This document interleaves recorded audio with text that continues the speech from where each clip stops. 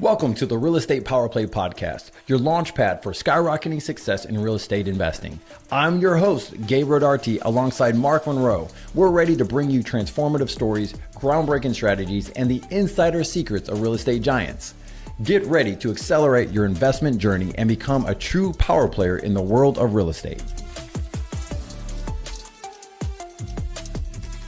Hey guys, welcome to the Real Estate Power Play Podcast. We are pumped today. We are in 2025. I got my buddy Mark Monroe, co-host with me. We've been doing this for some time and we just can't wait to share with you guys what's been happening. So welcome. One of the things we wanted to go over as we're just kind of discussing, we have some other podcasts that are coming out, some other shows, some educational things that Mark's been putting together, some cool stuff that I've been on. Why don't we just go in and just share what's been happening, maybe Q4 of last year, jumping into 2025. Mark, what have you been doing? I know you've been everywhere, you're traveling and you're just helping a ton of people. I've been watching on our side chats how many people you've been helping. Why don't we dig into that? So how you been, and Q4, how's that going? Or how did it go? Awesome. Yeah, it's awesome. Happy New Year, everybody. Happy New Year. Yeah, absolutely. I'm excited, loving South Florida. I've been posting these. The weather's been stunning here. Absolutely gorgeous. It's been, last night we had a full moon path out back here, glaring off the water. Saw that. Yeah, it was beautiful. Then the boats, it's just been active. The energy here in South Florida this time of year is just, it's just amazing. Sleeping really well with the doors wide open. But last year, I had a great year. I'm not gonna lie. It was an amazing year. Purchased 5 mobile home parks, several different That's nice. residential, helped many of my, I don't like to call them students. I like to call them members, because I like to have them. I don't want to, they're at the same equal level. That's how I look at my people that I work with. They had amazing years. I had one of these guys did 50 deals last year. Wow. Another one, her first deal, she made 51K right out of the gate on her first deal. Wow. So everybody's doing extremely well. This is the market I love. The interest rates are so high right now. Look at the market. It's been pulling back because the rates have been creeping up over, but I love this. This is the opportunities for seller financing strategies for what I like doing.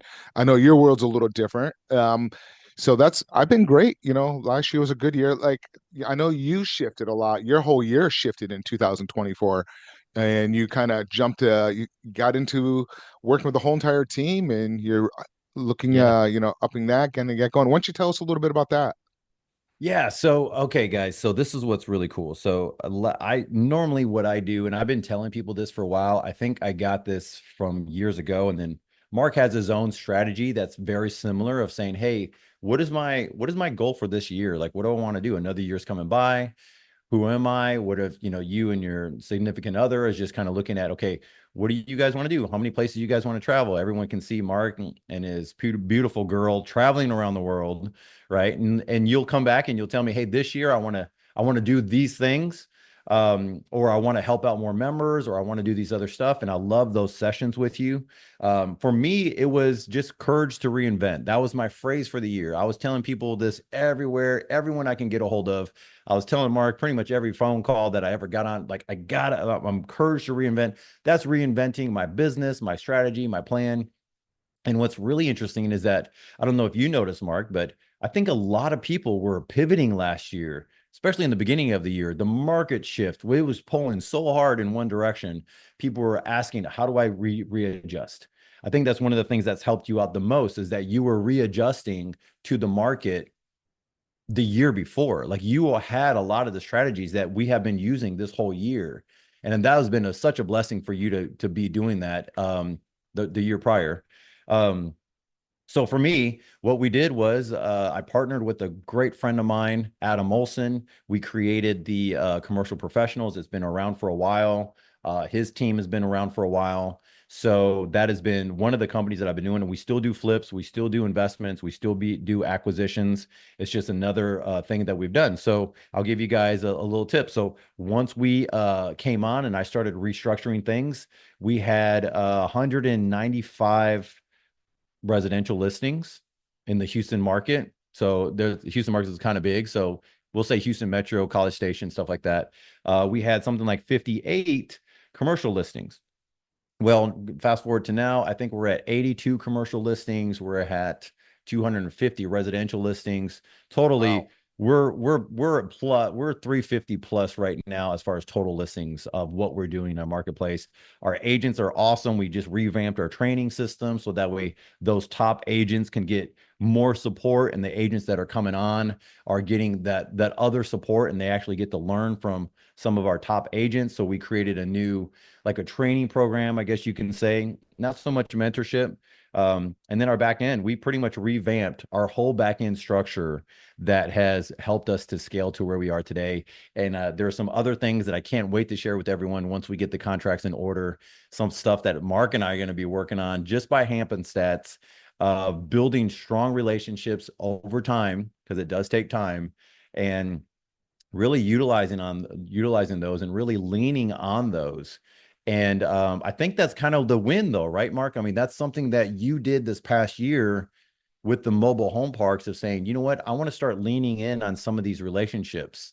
And so maybe that's something that we can talk about, of saying, how did people, or how did you and how did I really use this past year and make it a year of power, right? Instead of a year, we've heard a lot where people said that 24 is that's just a bad year.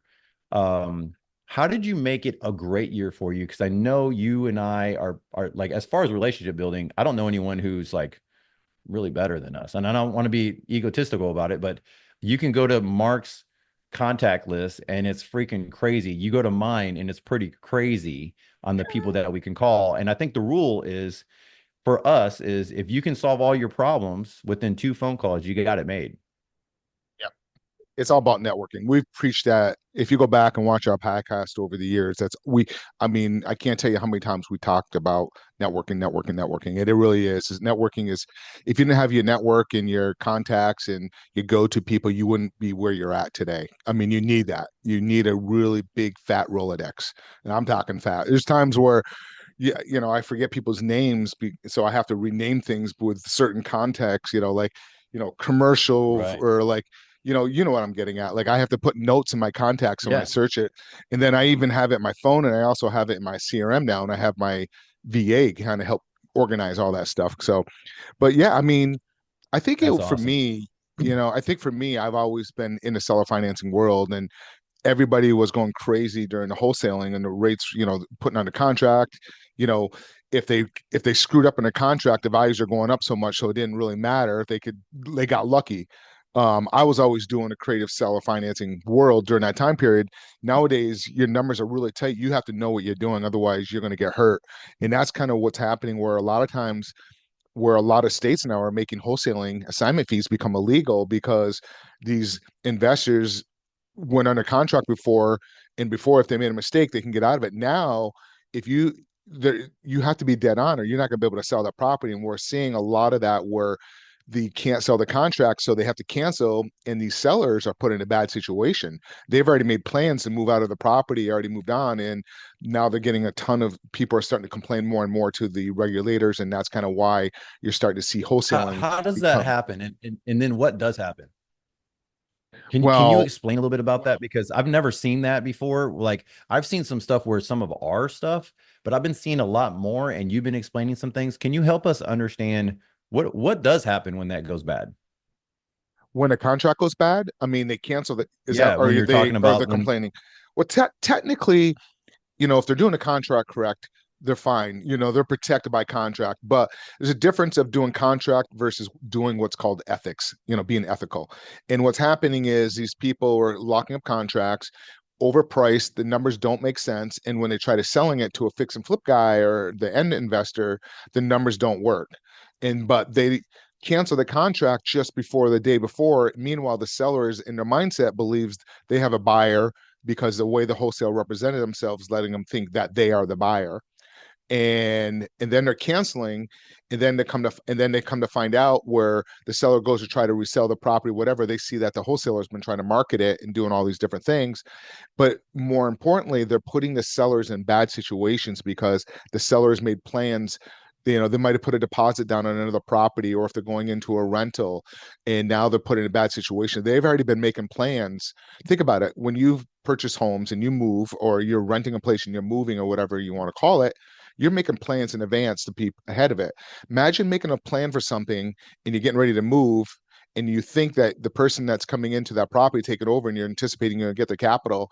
They pull that out from underneath you, even though that you put it in a contract that this is the date, you're protected, but you're kind of putting Wow. the seller in a bad situation. And that's what's happening. And that's why wholesaling is becoming more illegal and legal in more states. And even in the seller financing world, I see it happening. They're getting a lot of complaints, and then even they're just assigning it to an end buyer, and then the end buyer can't even qualify. So, but anyways, that's kind of what I see the market in. The market has shifted a lot. Um, in Florida now, it's become a buyer's market. We're starting to see homes sitting for at least 60 days. South Yeah. Florida, Miami's still moving, but the condos are slow down. But majority of Florida is now become a buyer's market. I don't know what it's like there. How about you in Houston? Yeah, there's definitely sitting a lot longer than before. Um, Price adjustments are happening. I think that on the commercial side, we are settling in pretty much on the commercial side. People know that the price discovery part is really on the tail end of it. It's not really where someone comes in, you're putting something out there, and they're just shocked that the property hasn't been moved. And so as a commercial brokerage and as a team, because we're with EXP, but as the commercial professionals, we're able to go in and say, okay, you've been around, you see what's going on, you had someone else give you some crazy high number. We're not going to be able to, either offer you that number or list it for that number. This is what we're seeing in the market. And so we're seeing really the tail end of it, in my opinion, of where we're at now. Unless something crazy happens to a marketplace, it'd probably be isolated in that particular area. Houston's such a big metro area. We do quite a bit. We even reach out to Austin. We have some pretty big national tenants that we work with also. So we get our hands are all over Texas at this point of just seeing what else is available. And I do see that though, that the sellers are aware. And you guys got to keep in mind, and this is something that I've learned, okay? I've learned this on the residential side because Mark and I talk about it all the time. It's almost mandatory for our team to ask, are there terms, seller financing? Are there other strategies for me to acquire your property? Mr. Seller, is there, you're asking about these other things in pretty much the first phone call. Well, in the commercial world, it does happen, but we're seeing it a lot more where it's just acceptable. Like, how do you buy a commercial property, Mark, at 7% interest? Right? So it's a tough number. So this morning we made an offer on an industrial complex that we're looking at acquiring, and we're kind of going back and forth. And I'm like, you know what? Just do a straight fee. If we can just pay you $10,000 a month, and then we'll work out what the 3-year buyout is going to be. And let's back into it that way instead of just like otherwise I'll just go get a note. If you're going to be some crazy high number, that's not going to work out for us. So that's one of the things that I know from the finance world that you've probably seen before also in the commercial space. Oh, yeah, 100, always. And I always tell my sellers, like, hey, I'm not the right buyer for you because for me, my number needs to be at this, that type of situation. And I talked about this a lot on my different, like, if I'm structuring a deal, if you want me to stay in the deal, this is where my number needs to be monthly. And I'm not greedy, I'm not greedy at all. I just want to make sure that I'm covering my expenses, making a little bit of money. I look for a minimum cash flow of like $450 a month in my residential. And if I don't get that, I tell the seller, hey, I'm not the buyer, but I may know somebody. But for me to be in this is where my number needs to be. And I can't tell you how many times, because they got to know me and who I am in my relationship, they've dropped their number down because they'd rather do business with me than just me trying to find somebody and help them out on that path. That is so That happens a key. lot. I've seen, and this is not for me to be, I'm not trying to be distant towards our own community, but have you seen our own community almost kind of like just do so much mobile that they're kind of like distant from the conversation? Hey, let's text, let's email, let's do. And I'm like, we sit down with every seller that we're with that on the bigger investments that we're looking at, especially commercial. And you hear their whole story. We got a building that we're looking at acquiring, 2-story building, beautiful. It's kind of an office, but it's in a great area. And who knows? We might move our whole operation there. But we wanted to sit down with the seller. Let's hear your whole story. We were there for about an hour and a half, heard the whole thing. And then these are these are high net worth people, and they've never really thought about the process of seller financing. And the people who've shared with them was like, well, if I were to sell this thing to you at $2 million, blah blah blah, and they needed like 30% down, and I'm like, we're not even going to find that in the main market. Let me help you understand how strategy really works and the tax advantages. And so there's these other whole world of seller financing, especially in the commercial space, that helps out the seller in by doing seller financing way better than just a flat out cash, right, Mark? Yeah, well, we've talked about that. I mean, we talked about that, God, going way back in the beginning when you and I first we were in a different mastermind.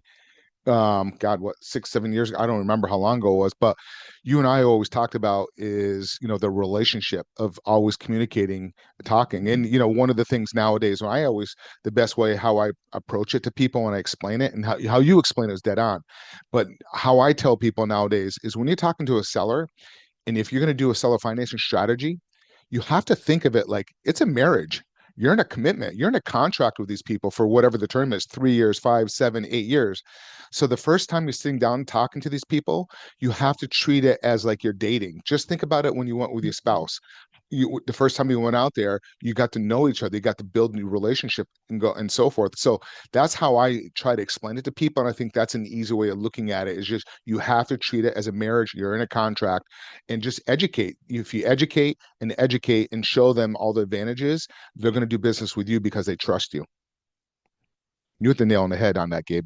That's so good. And we talk about this, guys, and this is where really the good business is done. This is why when you get into doing commercial acquisition, and so this is what we're pushing hard on, right? Mark picked up for mobile home parks. This isn't something that you can do. I mean, you can do right off the fly and you could get really lucky, but you got to get really good at your conversations. And so But that's it's really not what's just key. but it's not just that. When you're building that relationship, they're interviewing you to make sure you're going to do what they're saying. And honestly, I'm interviewing them to make sure they're not a crazy seller, because I've had those, and I'm sure you've Totally. had them before. You Totally. know what I mean? Yeah, you don't want to be in a marriage with the crazy seller long term and they're asking all I've these walked. things. Oh man, we've been there. I just recently walked away from a deal in Alabama where she was really, really nice, but I mean, texting me every 2 minutes afterwards, and we're not even in, we're just in the beginning of the conversation. So it was kind of like that relationship, like you meet, you have coffee, you get to know each other, and then you leave, and then she's texting you like 20 minutes later, boom boom I boom boom love boom boom you. boom, boom. Exactly. When are we I love you so when can much, I I miss when you. can I see you again? That's funny. Yeah, I have my heart waiting to give to you with all this love. you know that's exactly, we've been there. Uh, we have totally been there. We've been there in many areas, single family and some commercial stuff. So guys, look, we're gonna wrap up this one because we think that this is good value for you. 2024 was a good year. If it wasn't for you, here's a couple takeaways, and maybe we can do that. My takeaway is if 2024 wasn't the best year, one, assess the year, figure out the areas of resistance in your business. You might need a pivot if you haven't already, or add a really good tool to your system. And now, when I say that, if you do something like what Mark is specialized in, all right, or what we are specialized in the commercial side, it's a big tool. You can't just learn that in a week and expect things to be awesome. You're gonna need to repivot and go back to some training, get some education. I'm not trying to sell you guys in anything that Mark is doing as far as education, but I'm saying you're going to need something to help you and coach you along, or guide you along to go through that process. And I've seen that, and I've seen it a lot more, especially with our agents that are coming on board with our commercial brokerage team, is they want to know, like, hey, will you guide me through the process of going to the next level? So if you choose to do that in your 2024, you want to go into 2025 to be really crushing it and you still trying to figure it out, contact Mark, contact me, contact us, and figure out ways that maybe just ask some questions on our chat. Seller financing homes is what is it at now, Mark? Oh yeah, seller financing home is the large group, and then we have our real estate power play podcast as Yeah. well. So you're more than welcome to jump into there. And yeah, so just or you Yeah. can How many also members are you at with the big group? the big group, 155,000 members in that community. 155,000 guys. Yeah. So And they're there's doing plenty. business. They're There's doing a lot of business in that group. Yeah. That's awesome. So this is a good segue to just say, hey guys, reach out. Mark, what is something like a cool tip from 2024 to 2025 you would give just advice for those who are listening? I was gonna in the something I was gonna say earlier, like let's, what one thing good and one thing bad that you learned from that you Yeah. would share to Yeah. help people. And I would say the good was um good and bad is all looped into the same thing is networking, and surround yourself with like-minded individuals to help you. But bad is make sure that you weed out the networking that is what's the nice way of saying it? Not so ethical that you think they are.